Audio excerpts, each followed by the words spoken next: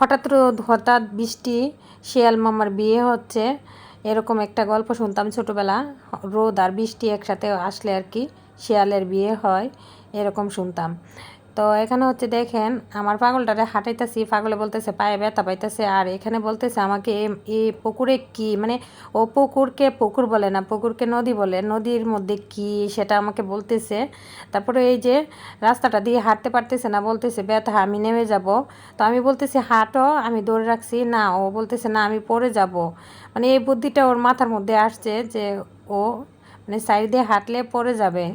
ও তো সে কথাটা বুঝেই না, এতটা মানে এতটা পাগল, কোনো কিছু বুঝে না। ওর ছোটো বাচ্চারা যারা আছে তারা কিন্তু সব কিছুই বুঝে, কিন্তু ও তেমন বুঝে না ভালোভাবে, সব কিছু ভালোভাবে বুঝে না, বুঝায় বললেও সে বুঝতে চায় না, এরকম অবস্থা। আর এক জিদ মানে জিদ করে, সে যেটা বলে সেটা এনে দিতে হবে, এরকম একটা জিদ করে।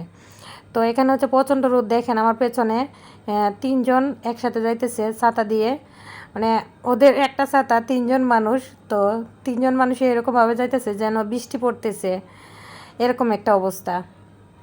তো আর বাকি মানুষগুলা কিন্তু ছাতা ছাড়াই যাইতেছে, আমিও ছাতা ছাড়াই যাইতেছি। রোদ কিন্তু প্রচণ্ড রোদ ছিল, আর এত গরম ছিল যা বলার বাইরে।